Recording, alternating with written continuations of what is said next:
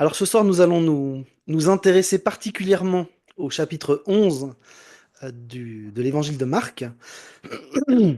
Et on arrive à la dernière section de l'évangile de Marc qui va aller donc du chapitre 11 jusqu'à la fin.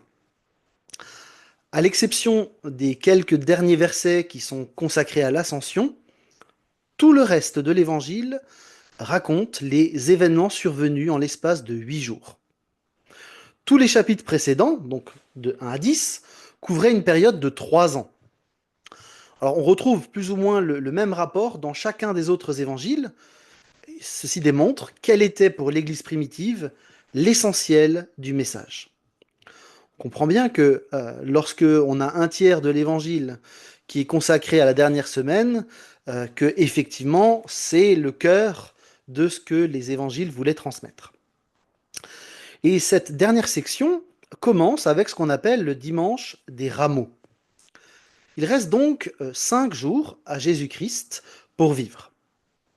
Enfin, vivre sur sa terre dans son temps de ministère, hein, comprenez-moi bien. Le vendredi, il va être crucifié. Et donc, cette semaine commence avec le dimanche, qu'on appelle le dimanche des rameaux. Tout le récit de cette semaine va se passer aux alentours de Jérusalem, dans ses environs.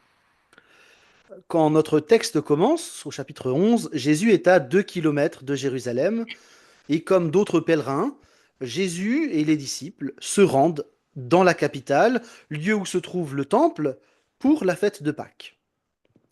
Il faut vous remettre un petit peu dans l'époque. On va se remettre ensemble dans cette époque-là. Au 1er siècle, il faut imaginer par milliers des pèlerins qui se rendent le cœur excité, avec entrain, avec l'ensemble des juifs pieux, dans la ville sainte.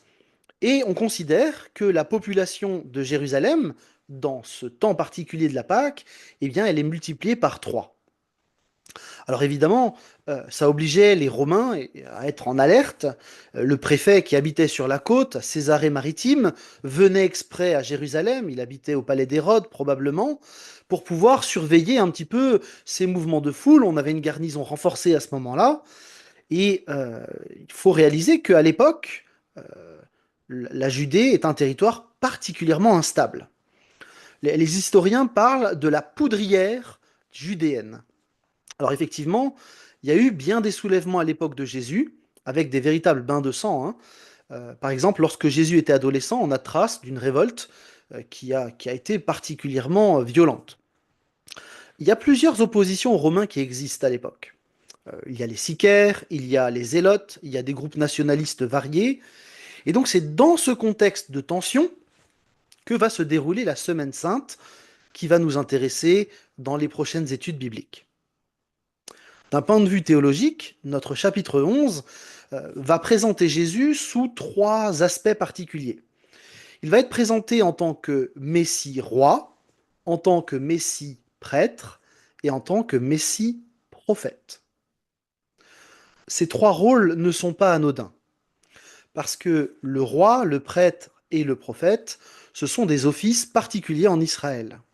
Vous le savez peut-être, le, le fonctionnement en Israël, politique, hein, c'est un fonctionnement théocratique.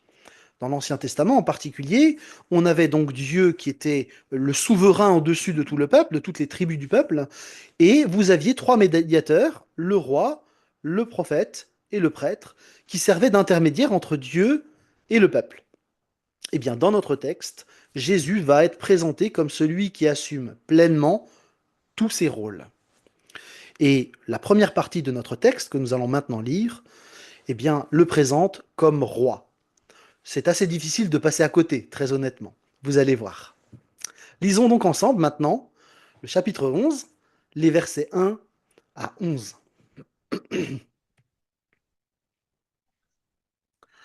Alors qu'ils approchaient de Jérusalem, à la hauteur de Bethphagée et de Béthanie, près du mont des Oliviers, Jésus envoya 2 de ses disciples en leur disant: Allez dans le village qui est devant vous. Dès que vous y serez entrés, vous trouverez un ânon attaché que personne n'a encore monté. Détachez-le et amenez-le ici. Si quelqu'un vous demande: Pourquoi faites-vous cela? Répondez: Le Seigneur en a besoin, et il le renverra très bientôt. Ils partirent donc, trouvèrent un ânon attaché dehors, près d'une porte dans la rue, et le détachèrent. Quelques personnes qui se trouvaient là leur dirent: Oh là, qu'est-ce qui vous prend de détacher cet ânon? Ils répondirent comme Jésus le leur avait ordonné, et on les laissa faire.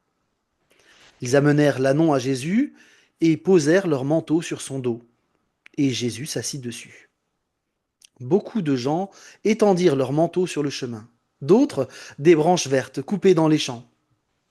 La foule, de la tête à la fin du cortège, criait: Hosanna! Béni soit celui qui vient de la part du Seigneur! Béni soit le royaume qui vient, le royaume de David, notre Père! Hosanna à Dieu au plus haut des cieux! Une fois entré dans Jérusalem, Jésus se rendit au temple et y observa attentivement tout ce qui se passait.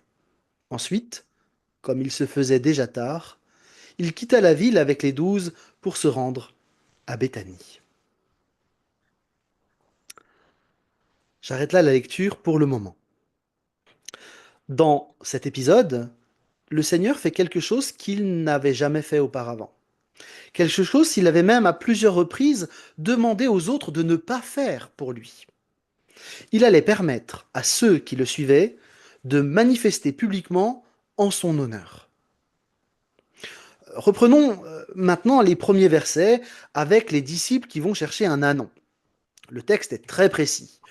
Jésus donne à ses disciples des indications extrêmement précises, et la multitude de détails qui est rapportée ici par un témoin oculaire visiblement, sans doute l'apôtre Pierre, dont Marc est le secrétaire, eh bien, témoigne de quelque chose qui s'est réellement passé.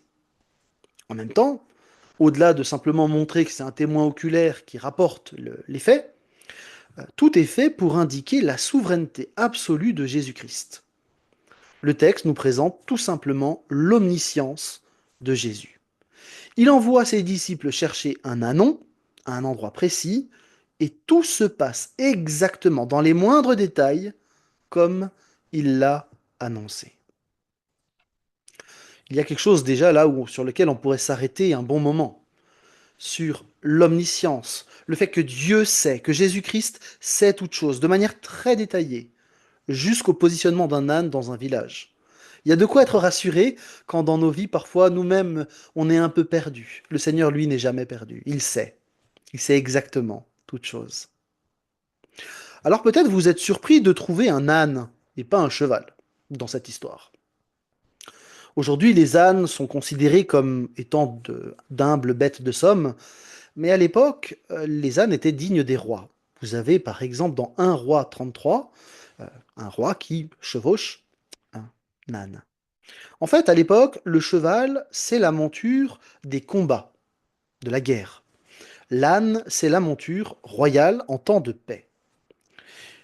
Pour le résumer, dans la perspective biblique, l'âne convient très bien à un personnage royal et pacifique.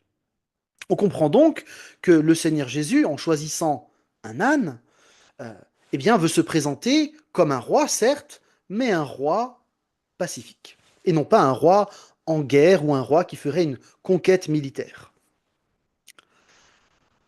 En même temps, en se présentant de cette manière, Jésus accomplit une prophétie messianique.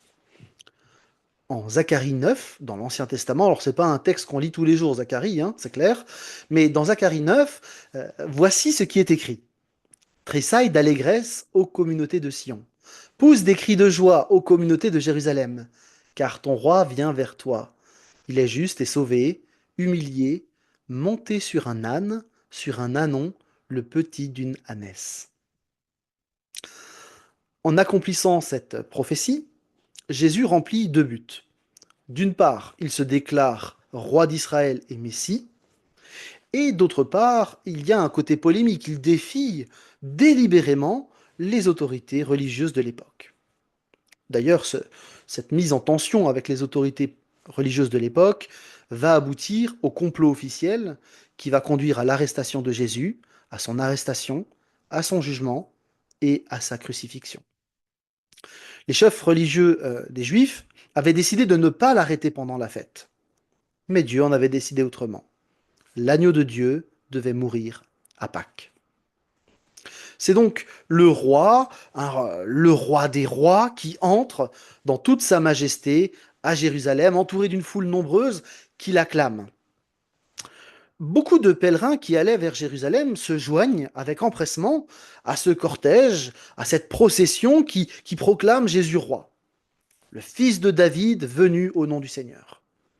On peut difficilement faire plus clair comme allusion royale. Pour accueillir un roi, précisément, il était d'usage de d'étendre les vêtements, les rameaux sur la route. Vous trouvez ça, par exemple, dans 2 Rois 9, verset 13. Et les gens disent euh, ce verset 9, Hosanna, béni soit celui qui vient de la part du Seigneur. Ce verset 9, il est tiré d'un psaume, le psaume 118, versets 25 et 26. Et les gens citaient ce psaume qui est un psaume messianique. Jésus ne leur demande pas de se taire. Au contraire, il leur permet de continuer à avancer, continuer de crier. Et c'est donc la première fois que Jésus affirme de manière aussi ouverte sa messianité et sa royauté en tant que fils de David. Au passage, notez que Hosanna veut dire sauve maintenant. On a donc un roi qui entre de manière pacifique pour sauver maintenant. Évidemment, on ne peut pas faire plus clair par rapport à tout ce qui va suivre dans la semaine qui suit. Une grande partie de la foule qui était là était composée de visiteurs qui venaient d'un petit peu partout, en particulier de Galilée. Et probablement dans la foule, nous dit Jean 12, il y avait des personnes qui avaient été témoins de la résurrection de Lazare. On comprend donc l'enthousiasme de faire Jésus roi. Alors contrairement à une idée répandue, ce n'est peut-être pas la même foule qui a crié Hosanna lors du dimanche des rameaux et qui a crié Crucifie-le le vendredi. Parce que, alors on peut pas exclure qu'il y ait des gens qui aient fait partie des deux groupes, hein, mais massivement, les gens qui venaient dans cette foule étaient des gens, des pèlerins qui venaient à Jérusalem, et ceux qui demandèrent la crucifixion de Jésus semblaient surtout venir de Judée et de Jérusalem en particulier. En tous les cas, la manière dont Jésus entre à Jérusalem manifeste le vrai caractère de sa messianité. Il ne paraît pas sur un cheval de guerre comme le conquérant militaire ou le révolutionnaire politique attendu par les Juifs. Son but n'était pas de renverser Rome, mais de briser la puissance du péché. Arrivé dans la capitale, Jésus se rend immédiatement au temple, qu'il inspecte avec autorité. Il ne s'occupe pas de la politique, ni des guerres d'Israël, mais de sa situation religieuse. Jésus entre donc dans l'enceinte du temple, et ce qu'il a vu va conduire à son intervention musclée le lendemain. Et à chaque fois que Jésus venait à Jérusalem, il résidait à Béthanie, un village de banlieue, dans une famille composée de deux sœurs, Marthe, Marie, et de leur frère Lazare. Ce sera son point de départ pour aborder cette semaine de passion. Avant d'aller plus loin, je vous propose de faire donc maintenant une pause à la suite de cette première séquence et de réfléchir à deux questions sur lesquelles on pourrait partager ensemble. En quoi le fait que Jésus soit le roi de paix change quelque chose pour vous? Et quel enseignement est-ce qu'on peut tirer de cet exemple du roi de paix?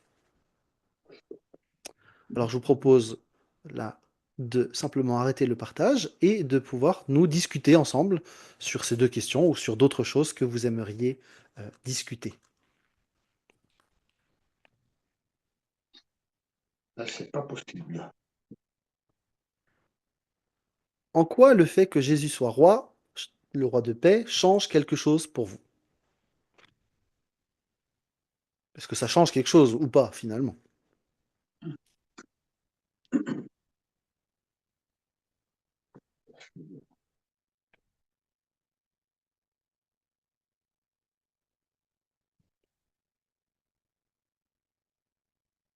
Est-ce que vous aviez vu que c'était le roi de paix qui entrait, pas simplement le roi?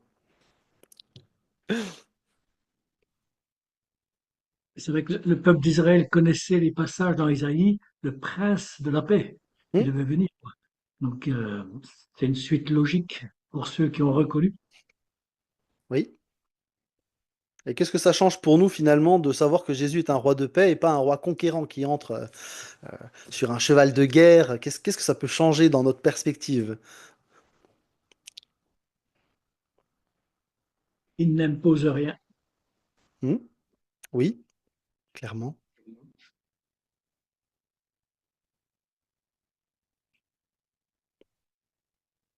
Puisque nous sommes disciples de ce roi-là, qu'est-ce que ça change normalement? Que nous soyons des hommes et des femmes de paix vis-à-vis des autres. Hmm. Tout un programme pour nous. Ça peut se conjuguer de différentes manières, mais il me semble effectivement qu'il y a quelque chose là qui doit être entendu dans, dans notre manière de vivre. Mais lui seul pouvait nous accorder ce que nous n'avions pas, c'est la paix. Oui. D'autres réactions à la suite de cette séquence, des choses que vous aimeriez dire ou sur lesquelles vous voudriez réagir?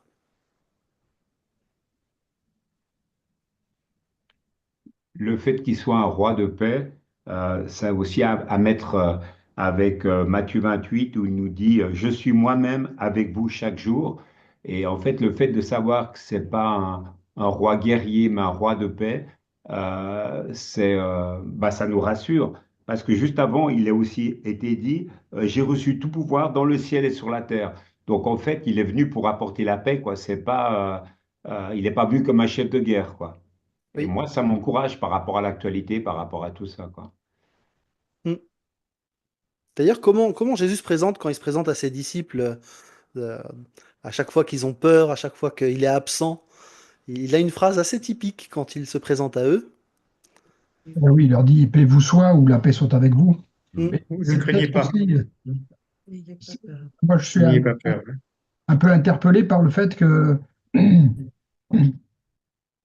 c'est peut-être pas forcément ce qui nous vient en premier, la paix, parce que est-ce que je réalise que euh, de tous mes besoins, c'est certainement le besoin de paix qui est, j'allais dire, qui est euh, peut-être qui résume les autres. La paix avec Dieu, la paix avec les autres, la paix avec soi-même aussi. Voilà. Et alors, quand on pense, on dit Jésus vient, il est mon sauveur, il est le roi, oui, il règne. Hein. Mais la première chose, c'est la paix. La paix, Oui. ça répond à un besoin profond dont on n'a pas forcément conscience au premier. On peut se débattre dans plein de choses, mais on n'a pas conscience que c'est la paix dont on a besoin avant tout. Hmm. Enfin, Et- moi j'ai, je dis pas, je dis on, c'est une on, c'est pronom qui désigne celui qui l'emploie. Hein, voilà. Mais d'une façon générale, il nous invite à ne pas craindre sa personne ou ses manifestations, comme hmm. lorsqu'il marche dans l'eau ou dans l'Apocalypse, lorsqu'il se présente sous une forme qui pourrait faire peur. Son premier mot, c'est de rassurer, n'ayez pas peur. Oui. Et je trouve ça particulièrement intéressant quand on a le contexte historique d'une poudrière judéenne avec vraiment quelque chose d'extrêmement tendu, et Jésus vient en roi de paix. Je trouve que c'est, alors Jean-Marc l'a déjà mentionné, mais je trouve que dans les circonstances présentes, il y a quelque chose à entendre, hein. Quand on avait commencé à réfléchir à la manière de construire les études bibliques, on n'avait pas choisi ou réfléchi au fait que Marc 11 allait tomber pile dans ce moment de l'actualité. Mais je trouve que pour le coup, il y a peut-être quelque chose qu'on peut entendre et laisser résonner comme venant de la part de Dieu. Euh, il me semblait intéressant, en tout cas, de le mentionner.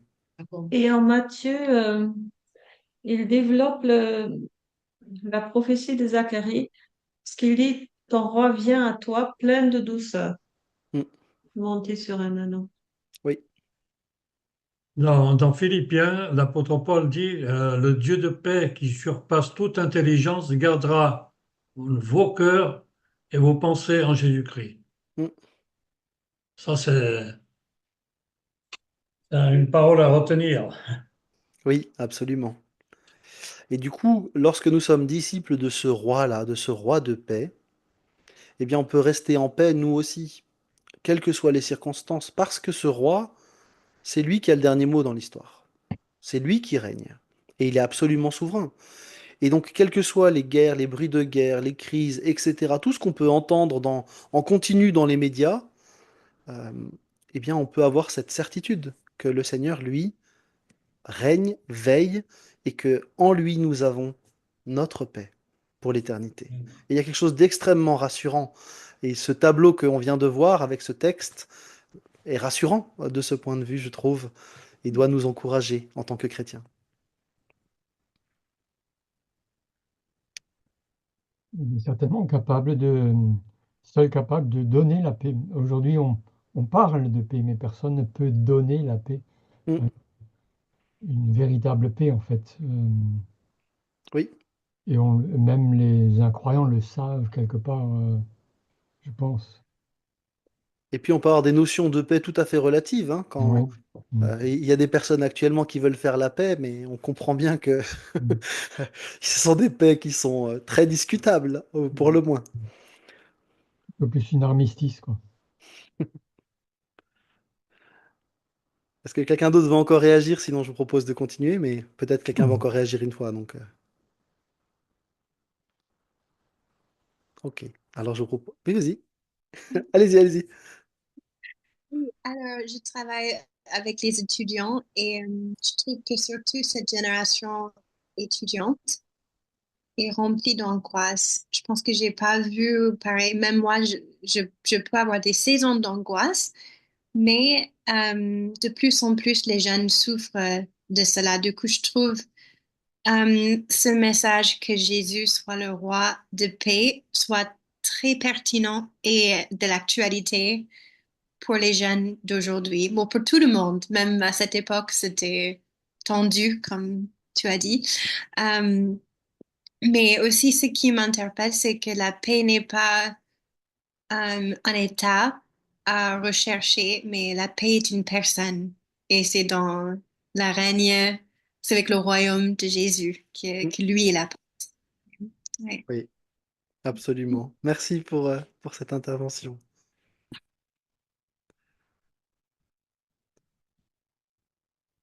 Je remets la suite. Alors, je vous propose d'aborder la deuxième partie du texte. On va la lire d'abord et la commenter ensuite. Le lendemain, comme il sortait de Béthanie avec eux, il eut faim. On parle de Jésus. Il aperçut de loin un figuier couvert de feuillage. Il se dirigea vers cet arbre pour voir s'il y trouverait quelques fruits. Quand il se fut approché, il n'y trouva que des feuilles, car ce n'était pas la saison des figues. S'adressant alors au figuier, Jésus lui dit que plus jamais personne ne mange de fruits venant de toi. Et ses disciples l'entendirent. Ils arrivèrent à Jérusalem. Jésus entra dans la cour du temple et se mit à en chasser les marchands qui s'étaient installés dans l'enceinte sacrée, ainsi que leurs clients.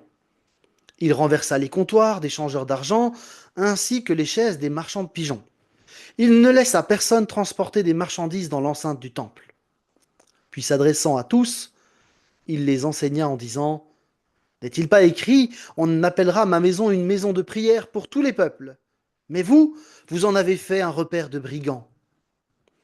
Les chefs des prêtres et les spécialistes de la loi apprirent ce qui s'était passé, et ils cherchèrent un moyen de le faire mourir.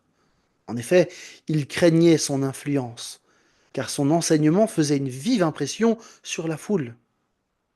Le soir venu, Jésus et ses disciples quittèrent la ville.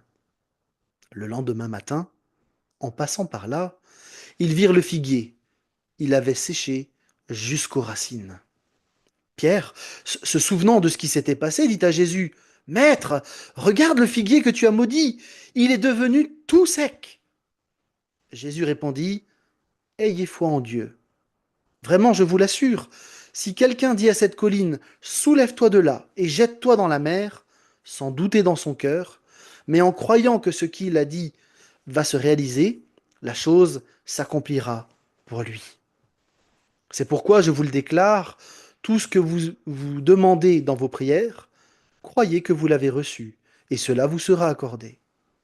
Quand vous priez, si vous avez quoi que ce soit contre quelqu'un, Pardonnez-lui pour que votre Père céleste vous pardonne lui aussi vos fautes. J'arrête là la lecture. On a là un texte assez curieux, avec un Jésus dont on n'a pas l'habitude. Un Jésus qui maudit un figuier, qui s'énerve contre un arbre, un Jésus qui s'énerve contre des marchands. C'est quand même assez étonnant comme texte, il faut bien le reconnaître, et probablement, c'est pas quelque chose qui nous rend très confortable. On a une étrange histoire de figuier dans tout ça. D'ailleurs, c'est passé inaperçu dans notre première lecture, mais le verset 1 commençait avec le nom de deux villes. Peut-être vous vous souvenez. Il était question de Bethphagée et de Béthanie. Or, Bethphagée, vous le lisez à l'envers quand vous le lisez en hébreu, Bethphagée, ça veut dire la maison des figues non mûres. Tiens donc, on retrouve un figuier dès le début du texte. Ça, c'est quand même assez étonnant. Il semblerait donc que Marc cherche à nous instruire avec son histoire de figuier. Et il a une maison de figues très particulière en vue. En effet, la construction du chapitre même nous oblige à voir entre les deux épisodes du figuier l'épisode clé qui permet de comprendre toute cette séquence. Cette construction, en théologie, on va parler d'un chiasme. En pratique, on peut parler d'un texte en burger avec du pain, de la viande et du pain, nous oblige à regarder ce qu'il y a au cœur du sandwich. La viande, c'est cette histoire du temple. Les figuiers, les deux histoires de figuier qui se répondent, ne sont là que pour encadrer finalement le steak, et c'est tout cet ensemble qui donne une unité de sens. Le texte est construit comme ça. Et tout comme la première partie du texte avait pour but de nous présenter Jésus comme roi, eh bien cette deuxième partie va nous présenter Jésus comme prêtre, celui qui agit précisément dans le temple. C'est donc de ça qu'il va être question. La purification du temple va devoir être lue à la lumière des épisodes des figuiers qui vont insister sur la triste condition spirituelle d'Israël. En fait, Israël va être comparé à ce figuier, sans fruit, sans respect pour Dieu. Reprenons maintenant le texte. Au verset 12, Marc nous dit que Jésus avait faim. Est-ce qu'il n'avait pas pris de petit déjeuner? En tout cas, le voilà en train de chercher des figues dans un arbre. Ça semble assez déraisonnable de chercher des figues à Pâques, parce que le texte précise d'ailleurs que ce n'était pas la saison des figues. C'était le temps de la Pâque, on est au milieu du mois de Nisan, on est en avril, et en Palestine, les figuiers produisent les figues plus tard. Ceci dit, à partir de mars, on peut faire une petite récolte de petits bourgeons comestibles qui ensuite, en avril, va être suivi de grandes feuilles vertes dans l'arbre. Et donc ce petit fruit, ces bourgeons, si vous voulez, c'est une nourriture habituelle pour les paysans de la région. Encore aujourd'hui, d'ailleurs. L'absence de ces bourgeons, malgré le feuillage vert prometteur, indiquait que l'arbre ne porterait pas de fruits cette année-là. À la saison des figues, ces bourgeons tombaient finalement lorsque la récolte normale de figues se produisait vers la fin mai et le début juin. Peu de temps avant la Pâque, il était donc raisonnable que Jésus s'attende à trouver quelque chose de comestible sur ce figuier, même si ce n'était pas la saison des figues. Alors, ceci dit, et même si Jésus aurait pu trouver ces petits bourgeons, le texte semble indiquer sereinement que ce n'était pas la saison, manière de nous orienter sur autre chose qu'une lecture simplement en se disant Jésus n'avait pas pris de petit déjeuner, le pauvre, il avait faim, et il n'en a pas trouvé, et de colère, il s'est excité contre un arbre. C'est pas du tout vers ça que le texte veut nous emmener. Parce que précisément dans l'Ancien Testament, on retrouve plusieurs fois l'image du figuier ou de l'arbre fruitier pour présenter Israël. 3 textes vous permettront simplement de le réaliser. Dans ces différents textes, il est question des fruits que devait porter le peuple. En Jérémie 8, le peuple n'honore pas Dieu. Il méprise sa loi et en conséquence, contrairement à ce qu'annonçaient des faux prophètes, le prophète Jérémie dit qu'il n'y aura plus de bénédiction, il n'y aura plus de prospérité, plus de récolte, rien dans tout le pays. Seul l'exil est envisagé. Et donc là, il faut faire le lien avec ce texte entre le pays où coulait le lait et le miel, pays de bénédiction parce que Dieu habitait au milieu, et la situation dans Jérémie 8, où le peuple a délaissé Dieu et qui se retrouve finalement avec une terre qui ne donne plus rien. Israël, dans ce texte, est alors comparé à un figuier sans figues, annonçant sa désolation et le jugement de la part de Dieu. Donc, premier texte qui fait écho au nôtre. En Osée 9, Israël est comparé à une vigne. Et puis le peuple est comparé à un figuier avec plein de fruits, béni de Dieu, mais l'idolâtrie en fait un arbre mort, sans fruits, un arbre sec, qui n'est bon qu'à être jeté au feu. Si je vous lisais Osée 9, 16, c'est particulièrement terrible dans la description, c'est un texte un des plus crus de la Bible. Et puis en Michée 7, eh bien, c'est le Seigneur lui-même qui cherche des fruits sur son arbre Israël.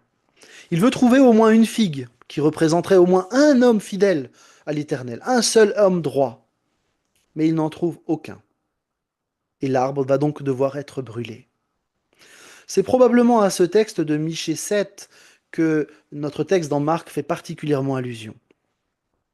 Dit autrement, dans Marc 11, Jésus reprend cette symbolique de l'arbre. Il commente l'absence de figues et il maudit l'arbre. Non pas tellement l'arbre qu'il a sous les yeux, mais ce qu'il représente. En particulier, le contexte de l'ensemble de la séquence va montrer que Jésus condamne ceux qui ne le reconnaissent pas et même qui s'opposent à lui, et dont il va être question par la suite. On peut donc résumer. Le figuier symbolisait la nation juive qui abondait en pratiques religieuses, donc les feuilles, mais ne portait pas les fruits de la justice. Sa malédiction a été une prophétie sur le sort des autorités juives sur le point de rejeter le Messie. La suite de notre texte, notre steak au milieu de notre burger, montre l'état spirituel terrible du peuple de Dieu. Parce que là, nous sommes conduits au cœur même de la vie spirituelle d'Israël. Nous allons au temple, le lieu le plus saint de toute la nation. On est au milieu des prêtres, des sacrifices, d'une fête de Pâques qui bat son plein et qui rappelle la libération puissante que Dieu avait faite pour son peuple. On a des pèlerins qui viennent de partout pour honorer Dieu, mais en entrant dans la zone du temple, Jésus s'aperçoit que la cour des païens est devenue non un lieu d'adoration, mais un immense centre commercial. Pour comprendre ce qui est en train de se jouer, il faut réaliser que les sacrifices c'était une partie importante des rites dans le temple. Et donc les pèlerins qui venaient de loin, eh bien, ils avaient besoin d'acheter des animaux qui étaient conformes aux exigences des rites.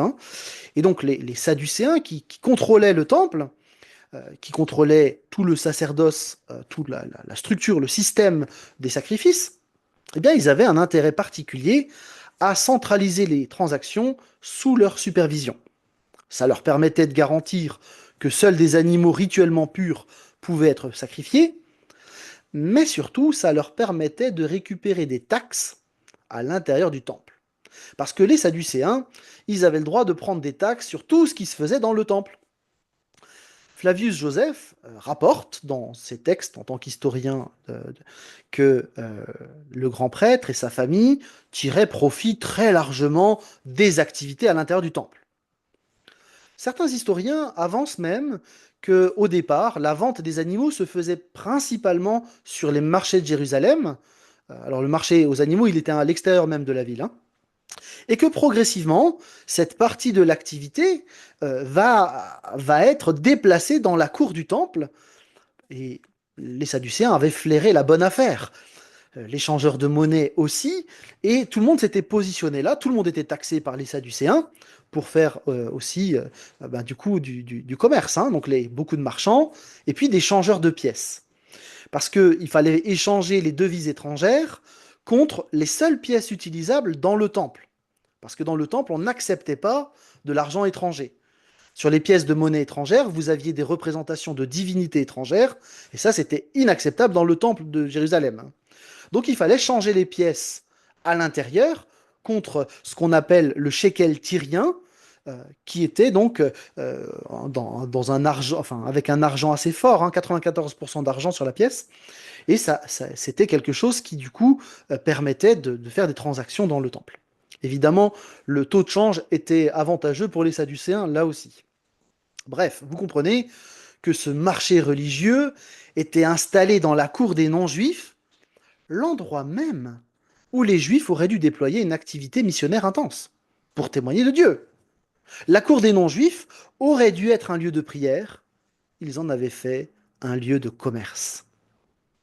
C'est donc dans ce micmac commercial que débarque Jésus, présenté comme le prêtre par excellence dans notre texte. Il fait donc le ménage, il renverse les tables, il chasse les bêtes, et en faisant ça, évidemment, il capte l'attention du public. Et le texte nous dit qu'il commence à enseigner les gens en utilisant deux citations. Une citation de Ésaïe et une citation de Jérémie. La citation d'Ésaïe permet de rappeler que le temple est une maison de prière, normalement. Et le texte de Jérémie, eh bien, présente le temple comme une caverne de voleurs. Dans Jérémie 7, 11, Dieu condamnait le culte hypocrite de l'époque de Jérémie. Ces deux prophètes, Ésaïe et Jérémie, avaient dit à leurs contemporains que la présence du temple matériel n'était pas la garantie de la bénédiction de Dieu, mais que ce qui était important, c'est que ce qu'on y accomplissait et qu'on le fasse de tout son cœur. La nation d'Israël n'avait pas prêté attention à l'avertissement des prophètes, elle ne va pas non plus prêter attention à l'avertissement adressé par le Seigneur. Comme autrefois, avant le temps de l'exil, Israël avait le cœur sec. Et Jésus fait donc le ménage en tant que prêtre véritable, et il réoriente tout le temple vers son objectif premier, la communion avec Dieu. Il faut bien réaliser que les sacrifices n'avaient qu'un seul but, c'était de réparer les offenses faites à Dieu pour que la communion avec Dieu soit possible, pour que la prière soit possible. Mais le temple, son but vraiment, c'était que les gens puissent être en relation avec Dieu. Le sacrifice n'était que, quelque part, un passage pour pouvoir le vivre. On peut encore noter que Marc est le seul à avoir inclus dans la citation d'Ésaïe les mots pour toutes les nations. Jésus voulait que païens et juifs se servent du temple comme endroit d'adoration. Et c'est particulièrement significatif pour les lecteurs de Marc, parce que ceux qui ont reçu Marc, ils habitaient Rome, et du coup, on comprend bien que pour eux, ça avait du sens que Marc précise que c'était pour tous les peuples, normalement. Vous comprenez donc que, par son geste, Jésus, en tant que Messie, revendique une plus grande autorité sur le temple que celle du souverain sacrificateur. C'est lui qui fait le ménage.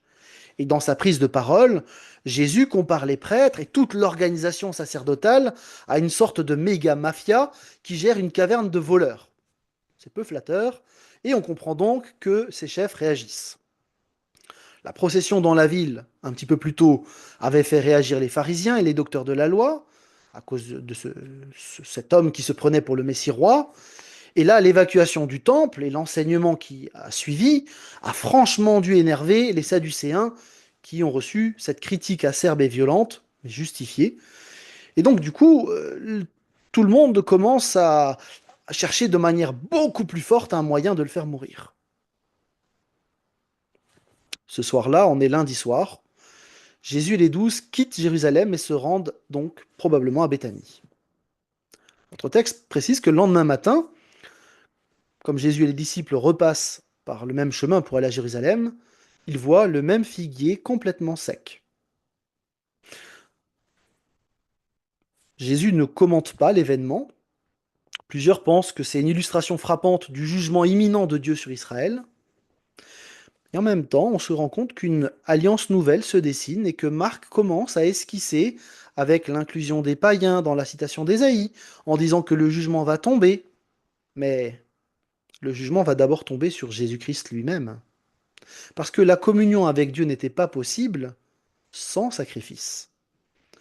Or, le lieu où normalement les sacrifices permettaient la communion avec Dieu est complètement souillé par ce centre commercial, et donc quelqu'un d'autre, un autre temple va devoir prendre place, un autre sacrifice va devoir prendre place. Et sur ce thème-là, il me semble que les versets 22 à 24 doivent s'interpréter dans le contexte de notre texte. Or, trop souvent, on déconnecte ces versets du contexte. en parlant de la prière, qu'il faut prier avec foi et qu'alors on aura tout ce qu'on veut. Alors, dire qu'il faut prier avec foi, c'est pas faux. Mais je ne crois pas que c'est ce que le texte dit ici. Il me semble plutôt que tout le passage montre l'échec d'Israël et l'impossible communion avec Dieu. Et alors que les disciples constatent la mort d'Israël au travers de ce figuier, Jésus affirme « Ayez foi en Dieu ». Dit autrement, ça semble impossible que les humains soient en relation avec Dieu. Ils ne peuvent pas porter du fruit, ils ne peuvent pas être justes. Mais Dieu peut encore intervenir. Croyez en Dieu, faites-lui confiance. Et donc tout l'accent du texte n'est pas sur la prière de ce point de vue-là, mais sur le salut que Dieu offre pour permettre la prière. On fait d'ailleurs la même erreur interprétative, me semble-t-il, avec un autre texte qu'on trouve dans Luc 18, 27, où il est question « Ce qui est impossible aux hommes est possible à Dieu ». Et de même, dans Luc 18, il n'est pas question de la prière, mais ce texte de Luc 18, il apparaît dans un contexte de rencontre de Jésus avec un notable riche qui semble très bon et qui dit, mais qu'est-ce qu'il faut faire pour entrer dans le royaume de Dieu? Moi j'ai tout fait tout ce qui était bien. Et Jésus dit que c'est pas assez pour le dire comme ça. Et les disciples sont complètement stupéfaits en disant, mais alors qui peut entrer dans le royaume de Dieu? Et Jésus répond, ce qui est impossible aux hommes est possible à Dieu. C'est dans ce contexte que Jésus, comme dans notre texte, combat l'idée que l'homme pourrait, par ses propres efforts, par ses propres mérites, se sauver lui-même. Ici, dans Marc, c'est l'image de la montagne qui ne peut pas bouger. C'est une impossibilité. Personne ne peut bouger une montagne. Et probablement que Jésus a en vue la montagne qui est là, la montagne du temple. Et c'est cette montagne qu'il dit qu'il faudrait bouger. Jésus parle donc de bouger, de transformer le temple complètement. Et là, il faut réaliser que Jésus est présenté comme le prêtre. Mais il est plus que le Messie prêtre. Jésus est, c'est vrai, le grand prêtre, il est aussi le sacrifice du temple, et il est même le temple.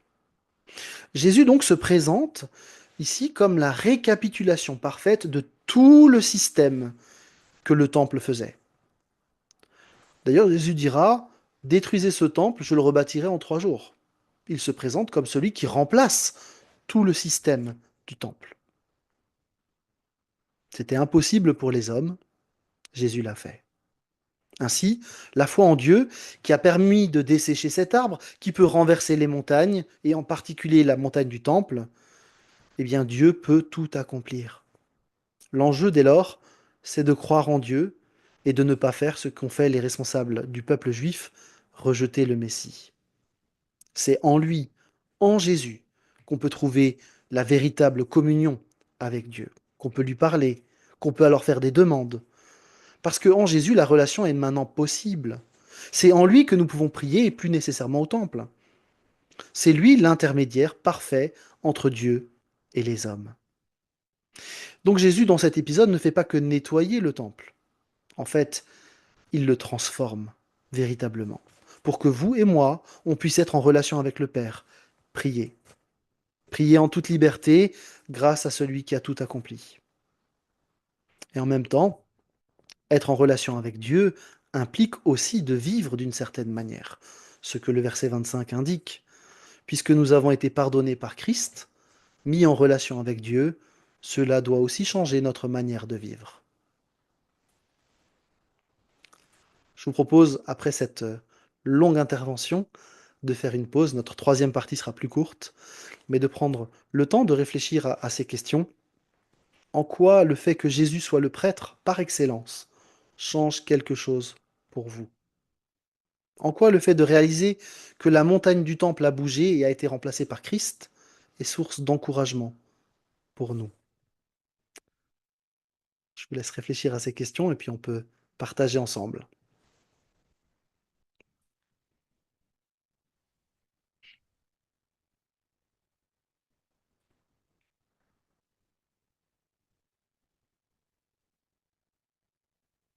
Est-ce que ça va? Merci pour ces éclaircissements parce que souvent, quand je lisais ces passages, si vous avez la foi pour soulever les montagnes, ben, ça me mettait effectivement mal à l'aise parce que je voyais pas bien que j'avais pas cette foi-là, en fait, pour des montagnes. Mais cet éclairage que tu donnes est très rassurant, en fait. C'est lui qui a Et bougé la montagne, ouais. oui, voilà, c'est ça. Mm. D'autres réactions? Allez-y.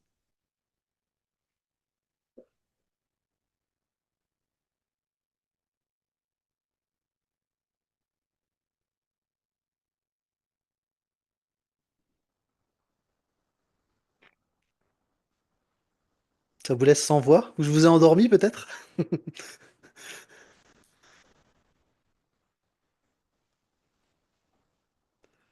Est-ce qu'il y a une question suite à cette séquence qu'on vient de lire, ou une remarque, ou quelque chose que vous auriez envie de souligner, quelque chose qui vous touche peut-être particulièrement?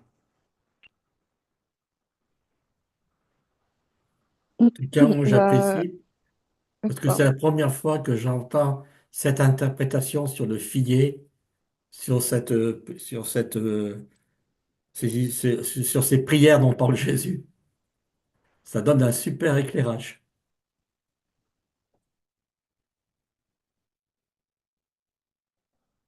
Gwen, vous vouliez prendre la parole, allez-y.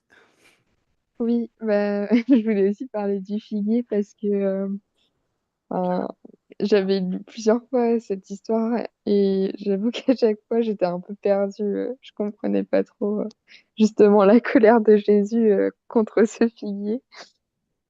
Je me demandais qu'est-ce qu'il avait fait ce pauvre figuier. Mais du coup, c'est bien plus clair avec cette interprétation de la mort d'Israël avec ce figuier qui n'a pas de fruits. Mm. Et On vous comprend voyez assez comme... bien, Vas-y, on vas-y. comprend assez bien la réaction des religieux juifs lorsqu'ils ont compris cette interprétation. Ils ont dû bouillir. Pas le miracle qu'il fait. Mm, Alors là, absolument. Et vous voyez aussi comment la structure du texte aide et facilite l'interprétation, hein. C'est vraiment... les textes bibliques sont des textes extrêmement travaillés.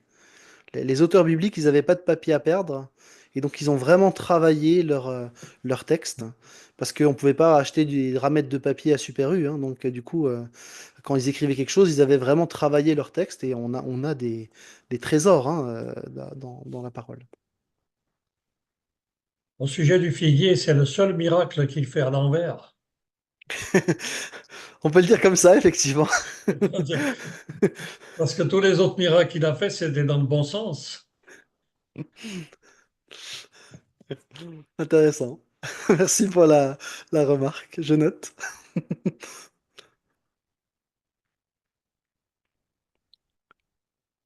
Encore une ou l'autre réaction?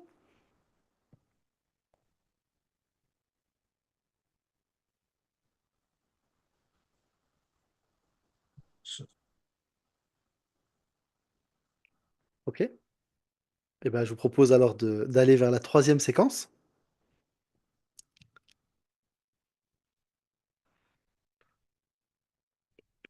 Troisième séquence qui va nous amener donc jusqu'à la fin de notre chapitre.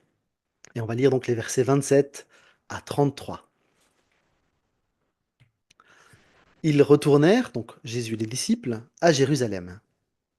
Pendant que Jésus marchait dans la cour du temple, les chefs des prêtres, les spécialistes de la loi et les responsables du peuple l'abordèrent et lui demandèrent: De quel droit agis-tu ainsi?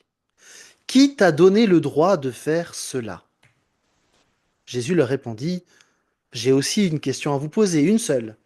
Si vous me répondez, je vous dirai de quel droit je fais cela. De qui Jean tenait-il son mandat pour baptiser? De Dieu ou des hommes? Répondez-moi. Alors ils se mirent à raisonner entre eux. Si nous disons de Dieu, il va demander pourquoi alors n'avez-vous pas cru en lui? Mais d'autre part, si nous répondons des hommes, alors il craignait les réactions de la foule, car tout le monde pensait que Jean était un vrai prophète. Ils répondirent donc à Jésus: Nous ne savons pas. Et Jésus répliqua: Alors moi non plus, je ne vous dirai pas de quel droit j'agis comme je le fais. Nous sommes donc le mardi, appelé par certains théologiens le jour des questions. Il semble que Marc a regroupé 5 épisodes du chapitre 11-27, donc là où nous sommes, jusqu'au chapitre 12, verset 37, autour du thème du conflit entre Jésus et les groupes religieux influents. Elles décrivent l'hostilité grandissante des chefs religieux à l'égard de Jésus. Jésus est ici confronté aux principaux sacrificateurs, aux docteurs de la loi et aux anciens. Ce sont les 3 groupes qui sont représentés au Sanhédrin. Le Sanhédrin, c'est cette instance avec 70 grands sages, si vous voulez, plus le grand prêtre, qui gouvernait la vie religieuse juive et qui constituait par conséquent l'ensemble des dirigeants institutionnels d'Israël. Parce que les Romains laissaient le gouvernement local à ce Sanhédrin. En tant que gardien de la vie religieuse en Israël, il pose donc 2 questions à Jésus. Il se demande quelle est la nature de son autorité, quelles sont ses lettres de créance qu'il envoie, avec ensuite donc qui est la source de son autorité, qui l'a autorisé à faire de telles choses. Ces choses, ce sont bien sûr la purification du temple le jour précédent, et puis probablement toutes les paroles, toutes les actions qui ont attiré la ferveur populaire. Leur question indique que Jésus n'avait pas affirmé ouvertement être le Messie. Alors, ceci étant, Jésus l'a pas dit, mais tout le monde se pose la question. L'entrée comme un roi, l'intrusion fracassante dans le temple le jour précédent, tout ça, ça amène les chefs des Juifs à demander à Jésus donc des explications sur la source de son autorité.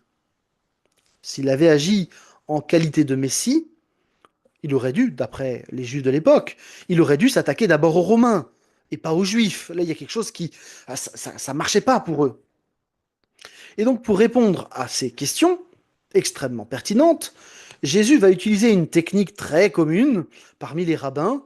Pour répondre à la question, il va répondre par une contre-question qui fait dépendre sa réponse de la leur. Cette question est assez étrange. De qui Jean tenait son mandat pour baptiser? Pourquoi ramener les grands prêtres à Jean-Baptiste? En fait, pour Jésus, les chefs religieux juifs n'avaient pas accepté l'enseignement de Jean-Baptiste. Alors pourquoi Dieu, au travers de Jésus, devrait-il leur dire quoi que ce soit de plus? S'ils avaient obéi au message de Jean, alors ils auraient reconnu en Jésus le Messie, ils se seraient soumis avec joie à l'autorité de Jésus-Christ, parce que Jean avait présenté Jésus comme Messie à la nation d'Israël. Mais les chefs religieux ne l'ont pas fait. Jésus laisse là sous-entendre que sa propre autorité vient de la même source que Jean-Baptiste, et que la conclusion des chefs des prêtres au sujet de Jean-Baptiste révélerait la conclusion qu'ils auraient à son sujet.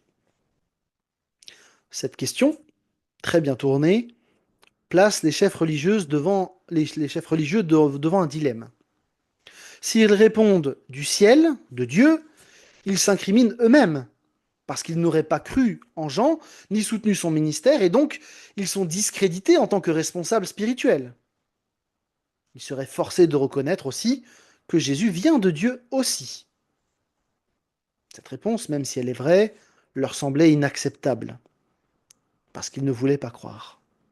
Mais en même temps, s'ils répondaient des hommes, eh bien, les conséquences étaient évidentes.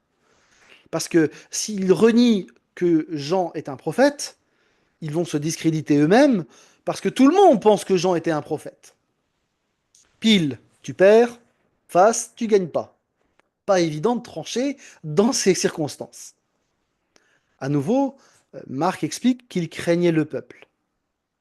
C'est assez étonnant d'ailleurs cette expression, et j'attire votre attention là-dessus, parce que en règle générale, ce sont les gens du peuple qui craignent les responsables. Ici, les responsables sont des lâches. Ils ne vont pas oser affirmer ce qu'ils veulent, ce qu'ils croient, parce qu'ils ont peur de la foule.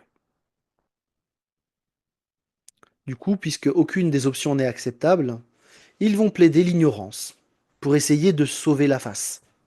En suspendant leur jugement, ces chefs religieux montraient qu'ils rejetaient en fait Jean, et donc qu'ils rejetaient aussi Jésus, les deux étant des messagers de Dieu, et donc ils rejetaient tous ceux que Dieu leur envoyait.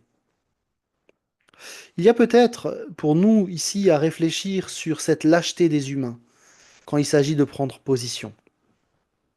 D'ailleurs, on peut noter à ce sujet une évolution chez les disciples. Quand Jésus sera arrêté, il n'y en a pas un qui prendra position pour lui, même Pierre va le renier.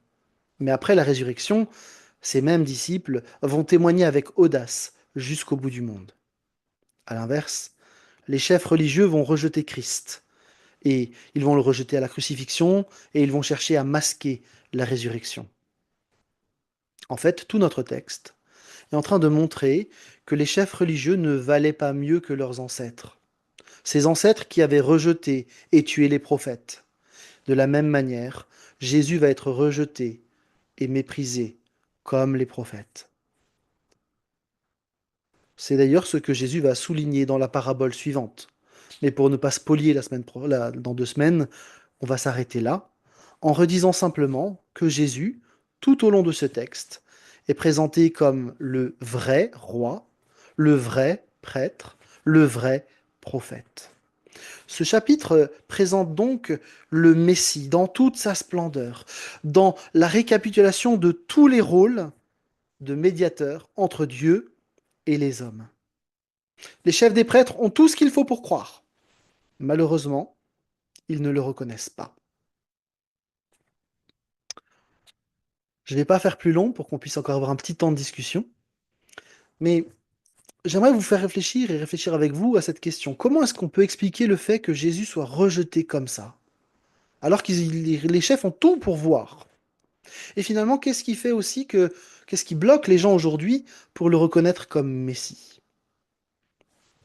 Je vous propose de prendre ce temps de discussion maintenant, avant de terminer euh, avec peut-être euh, un dernier temps.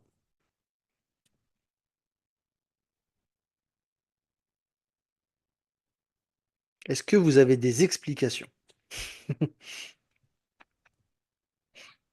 Ou une question, ou une remarque?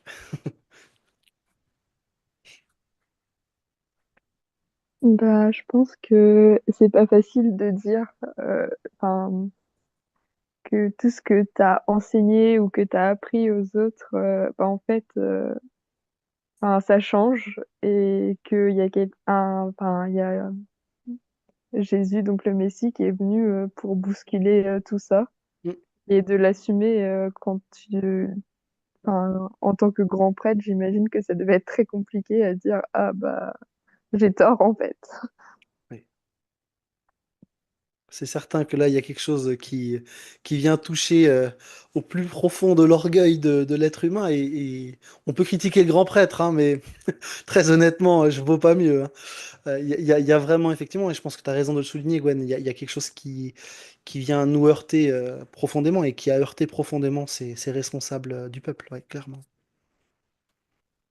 C'est peut-être pas le moment pour Jésus. Et on sait très bien qu'il reviendra, mais à ce moment-là, il ne savait pas.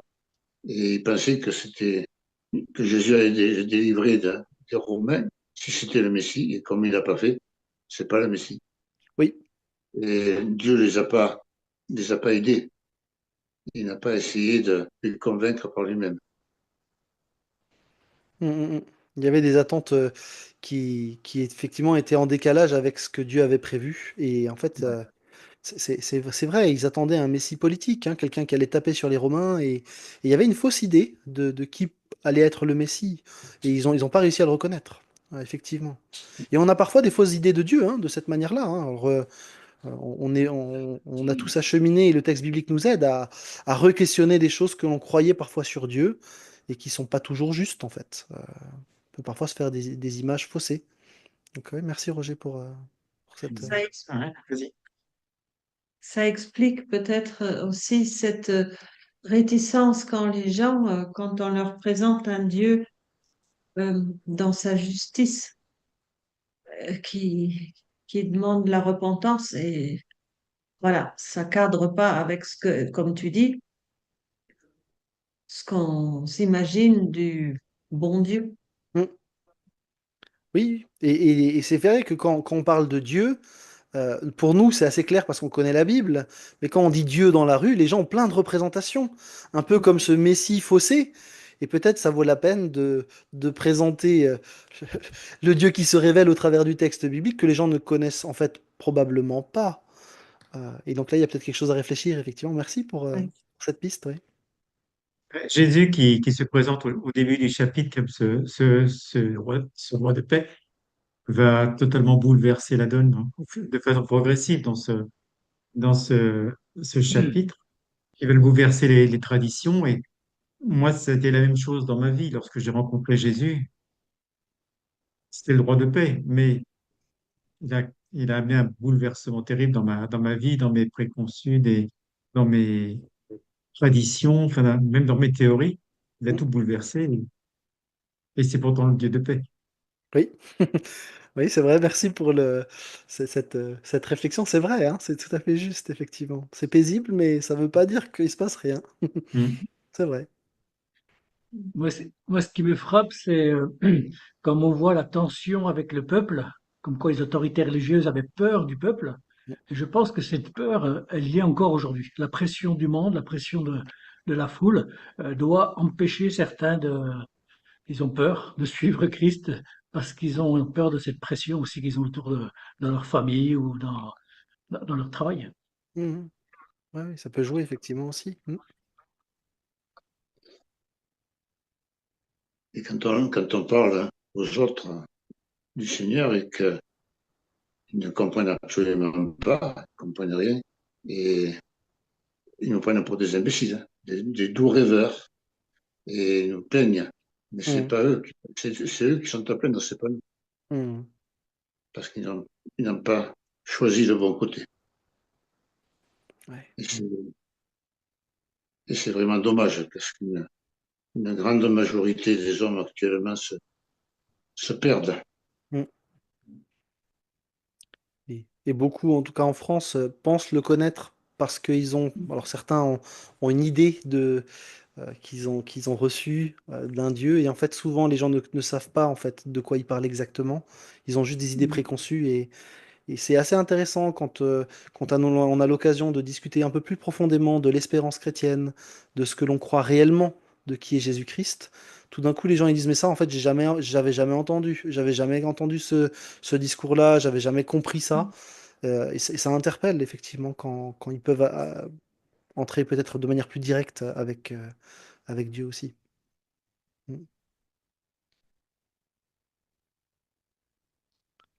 Mm. On arrive presque au bout. J'aimerais vous proposer une dernière question avant de prier pour terminer.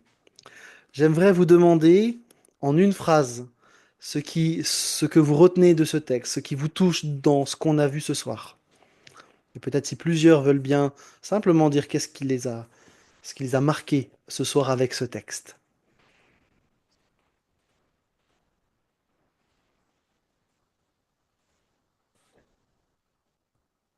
Nous sommes dans la paix parce que Dieu est la paix. Merci. Il reste maître de toutes les situations.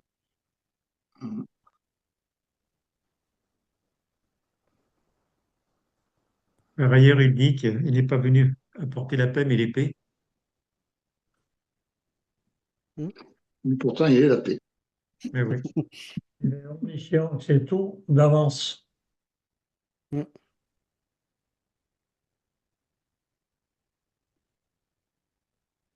Pour accomplir les prophéties.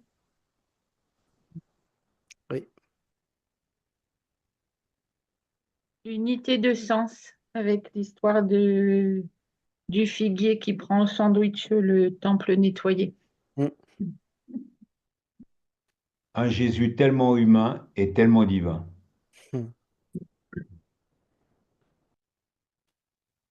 Et moi, je me sens interpellé par cette dernière question, enfin, cette parole de Jésus. Euh, quand les chefs lui disent, ben, nous ne savons pas, et il lui dit, ben, moi, je ne vais pas vous dire non plus de quelle autorité je le fais. Je dis, est-ce que je reconnais vraiment, Seigneur, ton autorité? Mm. Oui, je sais que tu es de Dieu ce que tu fais. Il dit, je vous le dirai pas. Est-ce que moi je reconnais cette autorité? Hmm. Se dire qu'il est roi, oui, mais est-ce qu'il est mon roi? Hmm. Oui. Pour moi, c'est Jésus nettoie et purifie son peuple et aide son peuple à porter du vrai fruit. Hmm.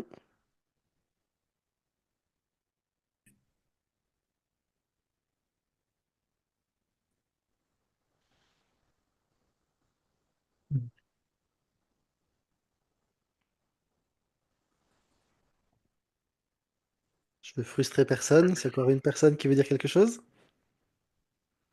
Bah, que Il- c'est il- par Jésus que vraiment on a la grâce et que, enfin, c'est pas juste en tant qu'homme qu'on peut accomplir ce que Dieu nous demande, mais avec le Seigneur lui-même, quoi.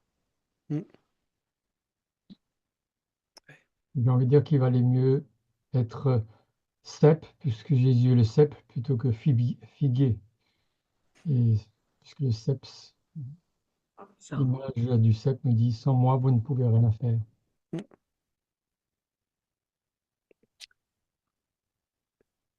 Vous comprenez peut-être aussi cette image de Jean 15 un peu autrement maintenant, avec cette image du cep et des sarments, du coup. Mm. Il y a un lien évident. Hmm. Merci Pierre. Figuier, j'ai dû le sabrer. Eh bien, je vous propose de prier pour terminer notre soirée. Je vais prier simplement. Seigneur, nous te reconnaissons comme le Seigneur, le Messie, le Sauveur, le vrai roi, celui qui règne éternellement, le vrai prêtre qui a accompli une fois pour toutes le sacrifice qui donne la paix, qui permet la réconciliation avec Dieu, qui permet d'être en communion avec Dieu. Et nous reconnaissons que tu es non seulement un prophète, mais tu es la parole de Dieu faite chair. Tu es Dieu lui-même. Oui, Seigneur, nous reconnaissons toutes ces choses et comme ça a été dit, nous voulons pas simplement le dire, mais aussi le vivre. Reconnaître que tu es roi, mais reconnaître que tu es notre roi et vivre en conséquence. Seigneur, merci pour ta parole qui est tellement riche, que l'on redécouvre à chaque fois avec tellement de joie, avec tellement de plaisir, parce que tu nous parles au travers d'elle.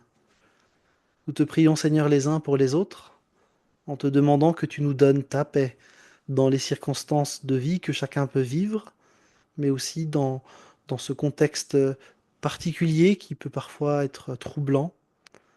Oui, Seigneur, nous te demandons ta paix. Tu donnes ta paix non pas comme le monde la donne, mais tu la donnes avec tellement de générosité et tu te donnes toi-même pour nous. Seigneur, aide-nous aussi à être artisans de paix partout où nous sommes placés les uns et les autres, que ce soit dans notre entourage familial, que ce soit au travail, dans les relations que nous avons à gauche et à droite, dans l'Église. Seigneur, fais de nous des artisans de paix. Amen. Amen.